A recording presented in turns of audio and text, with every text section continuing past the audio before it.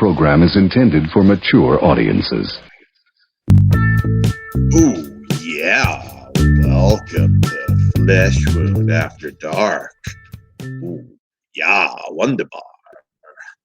We are here. It's too early for this shit.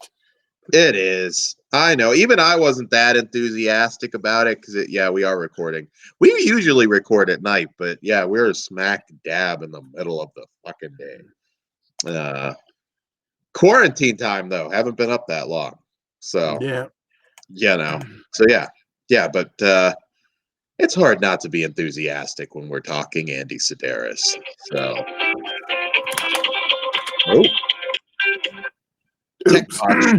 Yeah. Well, it's a good reminder to mute those phones. Yes. I've had that like a few times on the show, but I'm pretty good covering it. Yeah, it's just the time. All right, well, here we go. There you go. Yes, After Dark, episode 13, Bullets, Bombs, and Babes. Of course, we are talking Andy Sedaris. If you're a new listener, perhaps, maybe just getting to know us on our new YouTube page, which, cheap plug, Flesh Wound Features on YouTube. Like and subscribe. It very much helps make us more visible because, again, we've been around so long, but we're new to YouTube, so appreciate that. We have covered everything in this series, and you can go back and look at some of the other episodes. So we're kind of coming to the home stretch. Also, I want to say a special thank you, and I believe we actually have questions to answer from our Patreon peeps at the end of the show. But don't they want to hear from all three of us? Shouldn't we have Pugs? Oh, yes. All right. Yeah, that's true. The next episode with Pugs, we promise. But either way, patreon.com/fleshwoundfeatures. Support us. We appreciate it very much. And we have a lot. We've just been shooting quite a bit of exclusive, uncensored footage on strictly for Patreon. We just did a Jess Franco show. We'll have an Ilsa show coming. I'm very happy with both of those. I think you'll enjoy it. We'll have a lot of Jess Franco stuff, obviously. And I know at some point I think we'll even have some bloopers and some fun stuff. And it all starts at just $1. So you can support us. It won't break the bank. I know times are tough for a lot of you right now, but I think we will definitely make you laugh on there. There's some cool stuff coming. And if you got money to blow, join Dan's OnlyFans. He takes off the hat and everything. Absolutely. Little tease here, I need to shave my head. That's like the one thing I've been dying to shave my fucking head, but I'm so incompetent. I plan on it. I'm just like so incompetent. I'm like, I want to make sure it's like. I'm not going to argue with that. But oh well, thank you very. Fuck you, Todd. Really, I'm agreeing with you when I get the fuck you, Todd. Well, yeah, no, I barber's like the one thing I'm ready to get back to something resembling normal, but yeah, I don't know. I don't think I'll go to the barber, especially I'm at a point where it's just like, screw it. I'm in Atlanta, shave the head. But anyways, I think we covered everything. I also do want to say a special thank you for everybody that's been buying off the eBay store, which you can get at fleshwoundfeatures.com. Been mailing out a lot of stuff to you guys, so I do appreciate that very much. All right, so and Flesh Wound Dan's eBay store is not affiliated with Flesh Wound Features. Oh, I don't want to get emails for you.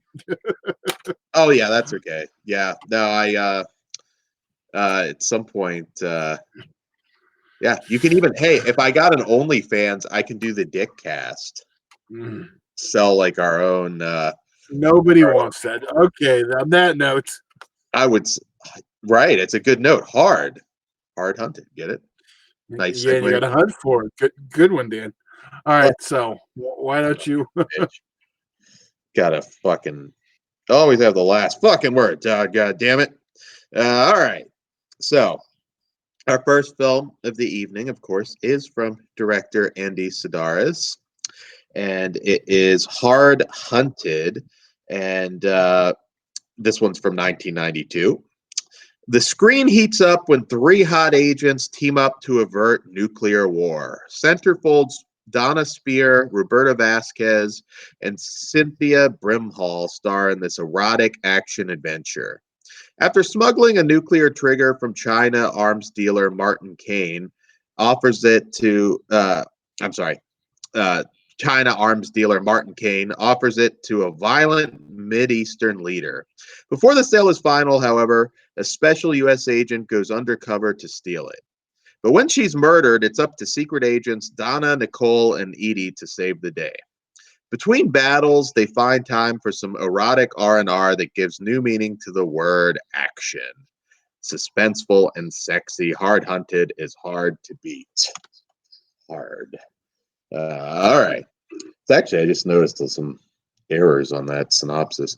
All right. So this is, we were talking before the show how it's hard. Like, we love these movies, but it is hard to distinguish some of them because when you're watching them in a group.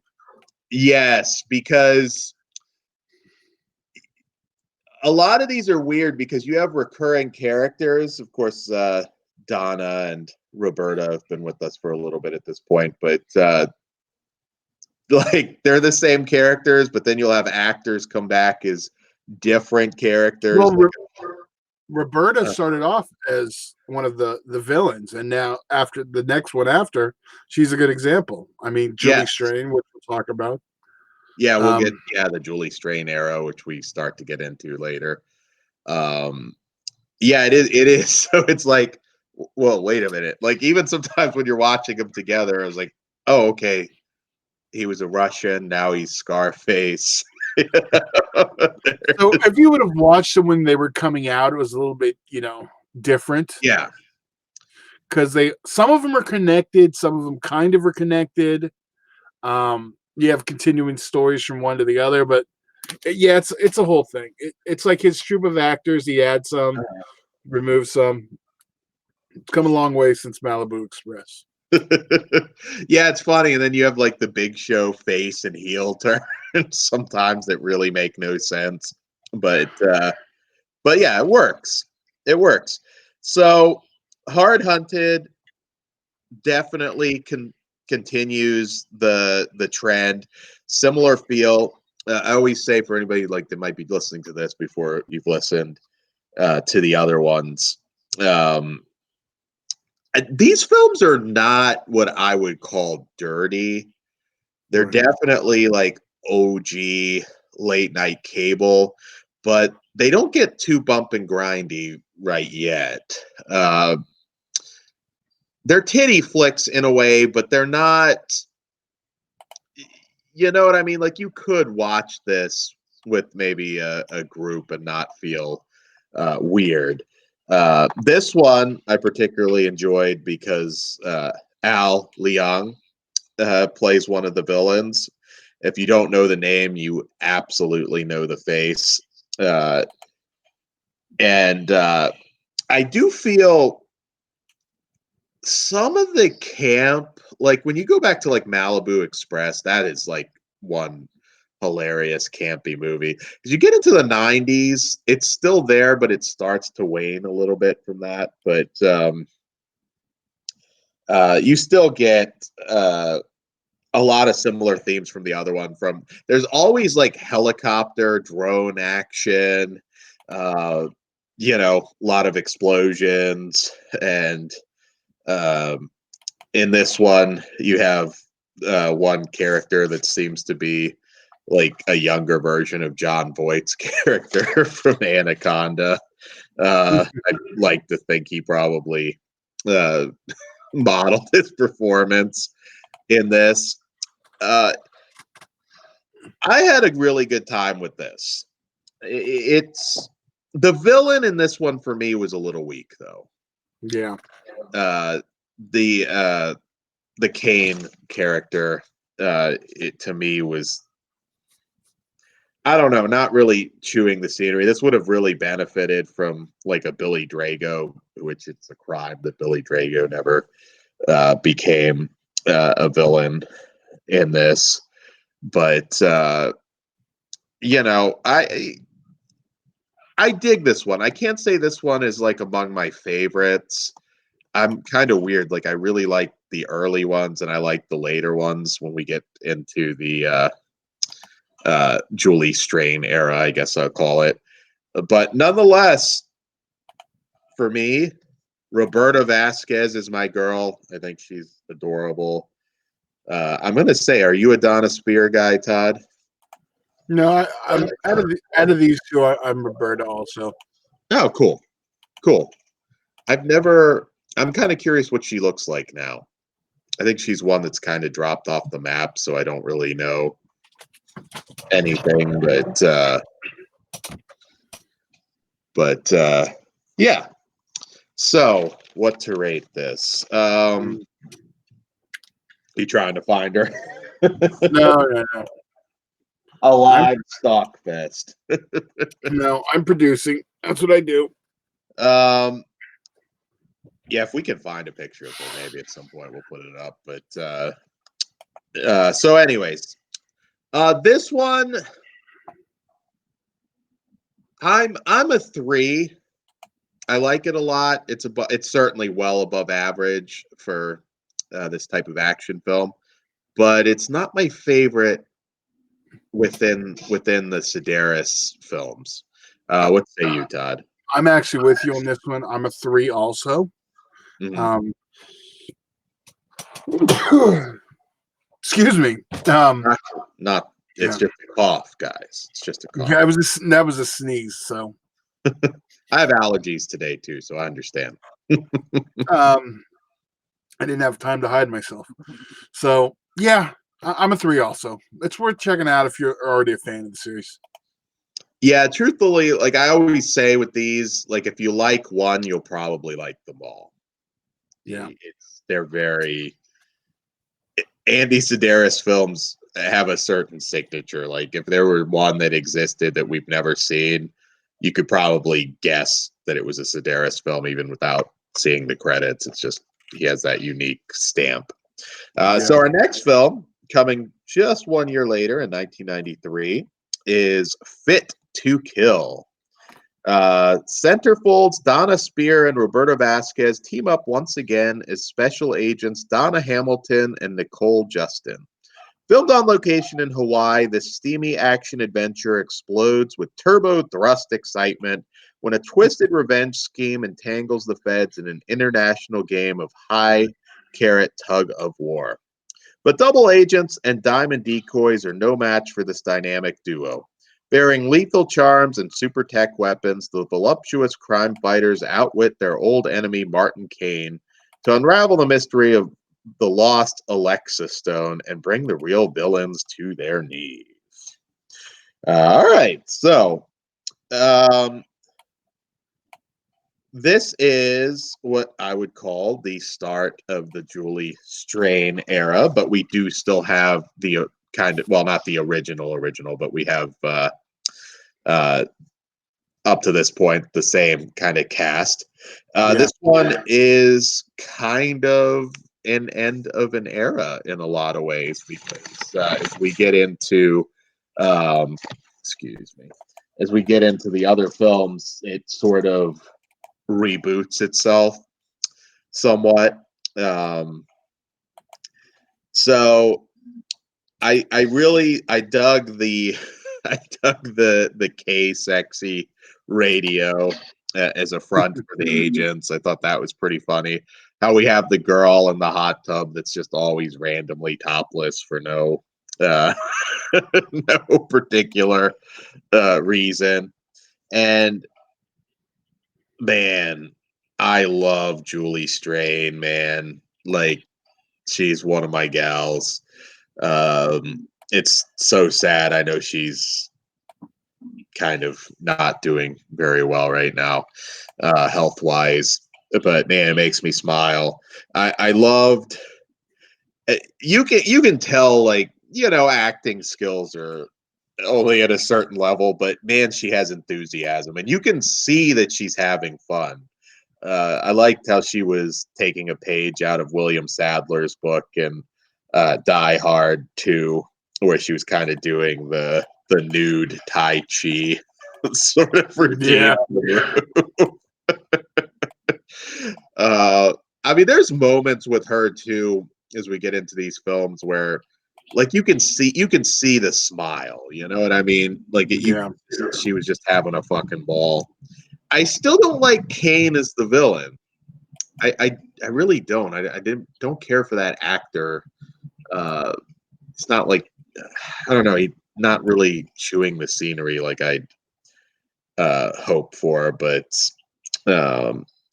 this one does kind of have a bit of a story. There's some World War II flashback stuff that kind of figures into it.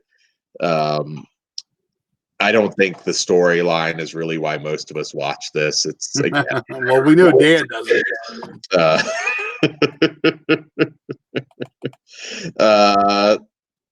I like the scene where Kane kind of Weinstein's Donna and gets Cosby'd by Julie Strain. This one, I love this one though. I will say this is one of my favorites. The two like dummy goons were hilarious to me. The random like argument over whether Homer Simpson or Fred Flintstone is better. This one has the laughs that I feel like the last one lacked a little bit. There, and I also Ava, the head of K Sexy Radio, who was like sort of their kind of the agent, I guess, that was behind the scenes in a way, undercover. The Russian dude in this, who plays different roles as we go on. Like I said, it gets confusing at times. I feel like it's best to look at each one as a standalone film in a way. But again, there is sort of some crossover too that makes it a little confusing. But the action in this one is good. It's cool seeing Julie just enjoying her villainous role here, and there's a lot. What do you think of this one, Todd? I think this one's an improvement over the last one. And I don't know if it's just the addition of Julie Strain. It is. Well, not just, but yeah. But yeah, I do the radio station stuff. This one does feel like a transition to the upcoming era, though, which is a good thing. Yeah, it is. I kind of missed Roberta Vasquez, though. I'll be honest. I get that, but yeah, it's sad in general that these films had to go away because, again, it's there's nothing quite like a Sedaris flick. There's other sort of like titty flick action movies out there, but although not with this budget. Yeah, not with this budget. The thing about Sedaris, it always had beautiful women, beautiful locations. I mean, that's another thing too. These films were always nice to look at, not just the women, but the locations. And I mean, really, I have to stop myself. You don't get these kinds of movies anymore. There really isn't. And again, I want to again clear these are not soft core sex flicks. It might flirt with that a little bit as you get to the end, but they're just fun, over the top, campy action flicks with a lot of boobs. I'm almost amazed that Anna Nicole Smith didn't hook up with Sedaris and do something. At least we got Skyscraper.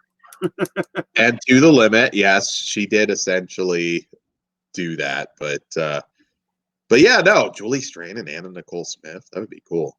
I think that's one case where Julie is much better actress, though. So yeah, this is a ton of fun, tons of explosions, a lot of laughs, and I do think the henchmen, Evil and Knievel, Yeah. that's their names. They probably stole Their code names. their code names. Their code names.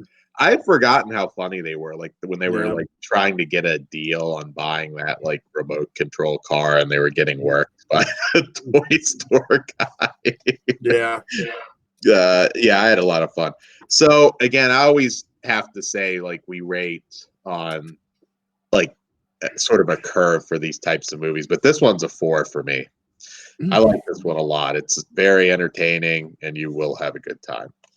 I was between that and a 3.5, but I think you convinced me it's a 4. Yeah, this one sort of checked every box I'm kind of looking for in this type of movie and a Sedaris movie in general. So yeah. So moving on to our next film, which is definitely getting into a new era, and which is kind of, excuse me, headlined by the fact that Andy Sedaris did not direct this one.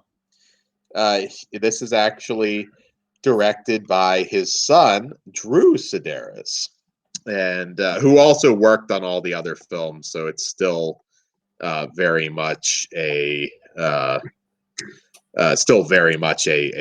Sedaris production.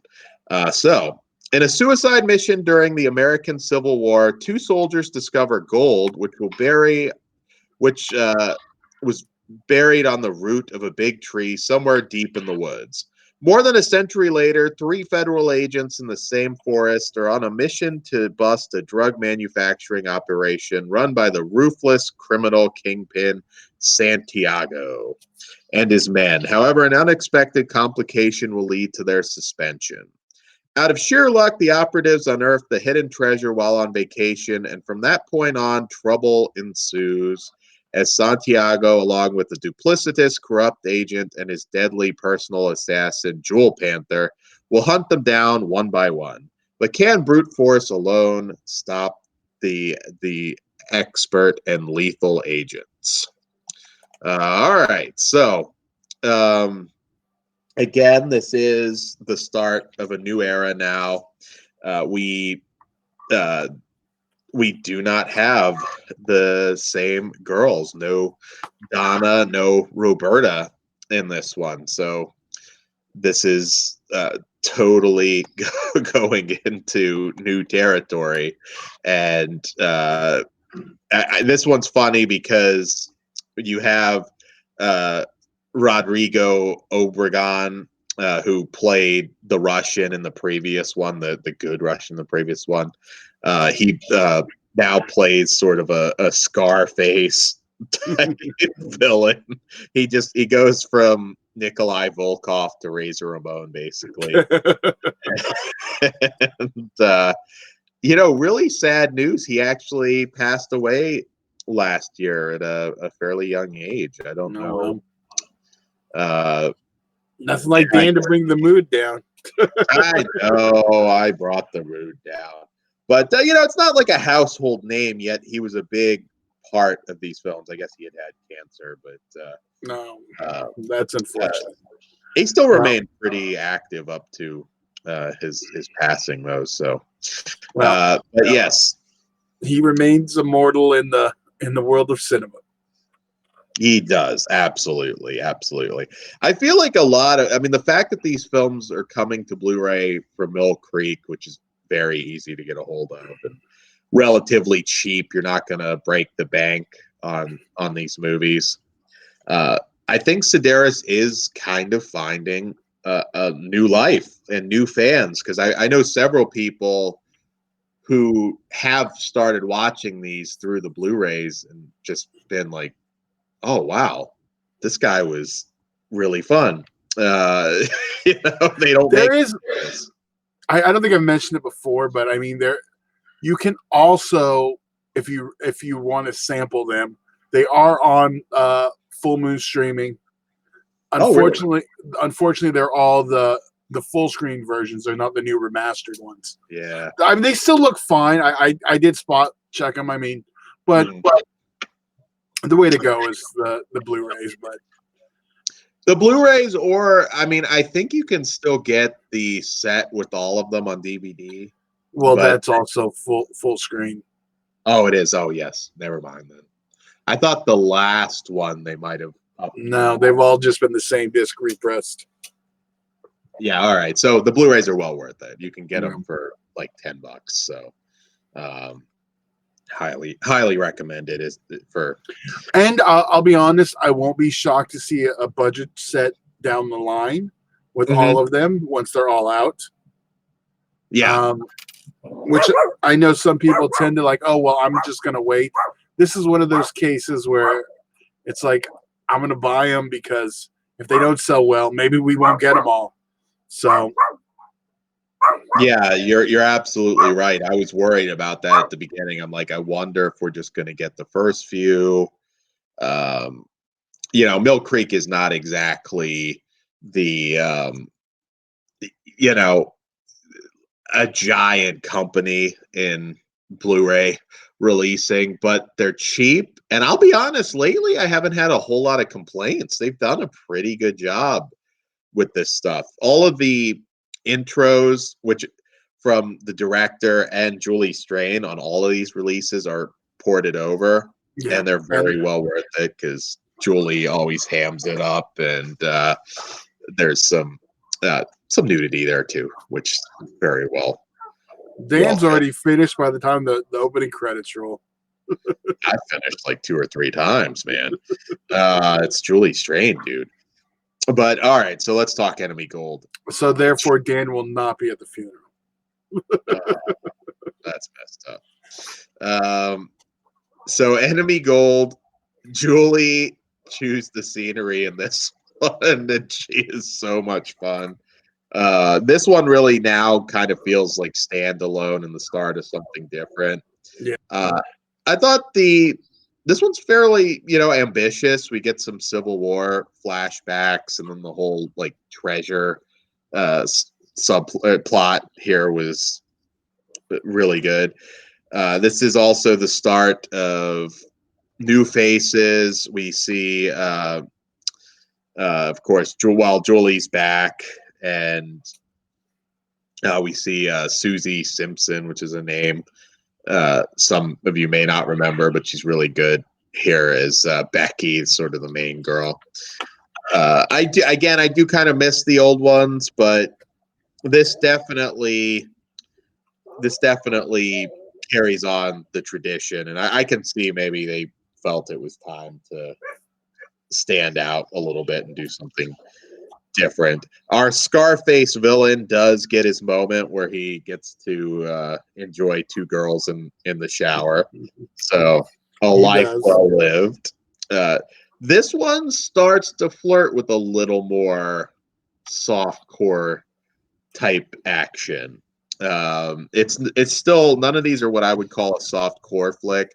I'm kind of curious to revisit the last 2 for our next one. Where I think you're thinking there's more than there was, because they're on. Could be, yeah. They're on par with this, and honestly, these are on par. If you go back to the earlier ones too, they all have like their little sex scenes that are extended.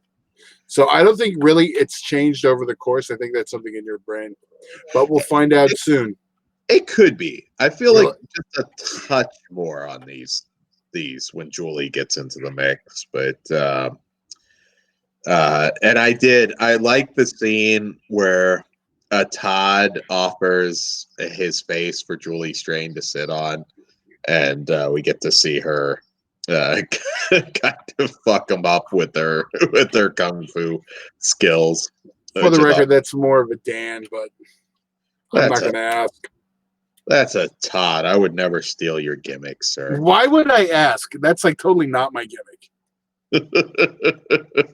Oh, that's true. That's true. Jesus, come on, get it right. Just pop up power bomb, make it happen. Um, so, So where do you lie with this one? I'm lower. I'm even though with Julie, the overall movie for me is a step down from the last one, and I feel like it is. this one's a 3. Yeah, I'm at a 3 as well. I still love it though because this is Julie. This one didn't have as many memorable girls. I mean, our lead girl's very Yeah. pretty, but this is Julie's show. I mean, Yeah. I feel it's one of the weaker entries, but Julie makes it worth it just because I love her so much. But you may not think so. Maybe you're not a big Julie Strain person, but yeah, I'm at a 3 on this one, and we will Wow. segue right into our main event of the evening, which Is it is really a main event or a final? to me the main event goes last. We've had that argument. Yeah, but I'm saying this one, it's all yeah, okay. It's our final one of the night. They're all kind of on par, so I don't know if it's main event worthy. Yeah, that's true. I get what you're saying. But this one also is from Drew Sedaris. And all right. So throughout the world, esteemed scientists are assassinated right before a major scientific convention in Dallas. Without a doubt, this killing spree has to do with the upcoming International World Arms Removal Project, a sophisticated state-of-the-art satellite system which has the ability to detect any weapons, however big or small, under the most difficult weather conditions. For fear of being targeted, scientist Antonio Morales asks for the agency's protection while on his way to Dallas, a job for Special Agent Samantha Max. As Dr. Morales plays a key role in the full operational capacity of the IWAR system, he must be protected at all costs. However, can Agent Max stop Black Widow's assassins? All right, so this one kind of brings it back for me a little bit. We get some familiar names. Of course, Julie Strain is back as Black Widow, awesome as ever. We also get a familiar name, and also a familiar name that's worked with Julie Strain before, and that is Julie K. Smith as Cobra, another name that was very popular. She was in Bear Wench Project, which I feel like we'll have a show at some point on the Bear Wench films. We'll probably do an After Dark at some point. Julie K. Smith has remained fairly uh, fairly active. I mean, she went long after this ended. She was in, I think, most of the Bear Wench films. She did Cleavage Field, which never came out to disc, which drives me nuts. The Hills Have Thighs, Bare Naked Survivor. She was in a lot. She was also in Barbarellas, which was one of Julie Strain's last films. So she was, and Sorceress too.